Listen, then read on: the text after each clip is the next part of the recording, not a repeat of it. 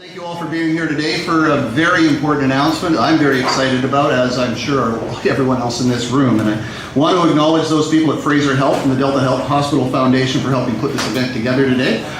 Before we get started, I'd like to acknowledge a few people in the audience. I see a colleague of mine, Vicki Huntington, the MLA for Delta South. I see Mayor Lois Jackson. Councillor Ian Payton is around here somewhere, there you are, whose mother works diligently in the hospital auxiliary thrift shop to help fund all these fabulous projects as well. So thank you very much. I'm wearing today. That's just right. Nice outfit. Mom buys his clothes.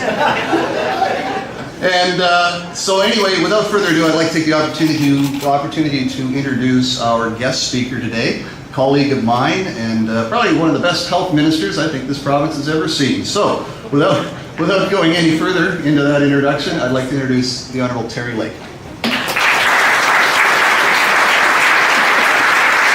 Government, of course, is committed to the best supports in place for patients. That's why all of us are committed to what goes on in healthcare. And we recognize, and I sure saw on my tour last year to Delta Hospital, the need for a new diagnostic services facility here at Delta Hospital. I mean, the lab they have now is super crowded, as anyone who's been in there knows.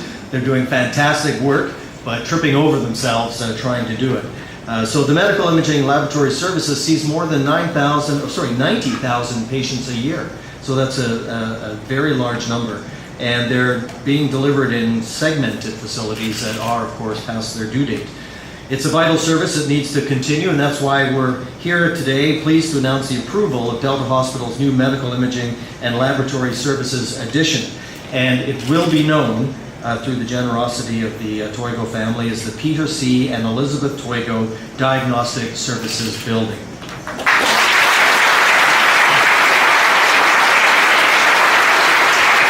The new facility will offer a bigger centralized space with state-of-the-art equipment which will get lab results in a timely manner for more patients. The new addition will consolidate the specialized areas into a single two-story space. It will make it easier for healthcare professionals to treat patients and, of course, operate far more efficiently. The new facility will support improved access to diagnostic services for Delta residents for many years to come. I want to pass on a number of thank yous. First and foremost, thank you to the Toigo family who, through Shadow Holdings Limited, have generously supported the project. The Toigo family, of course, are an invaluable part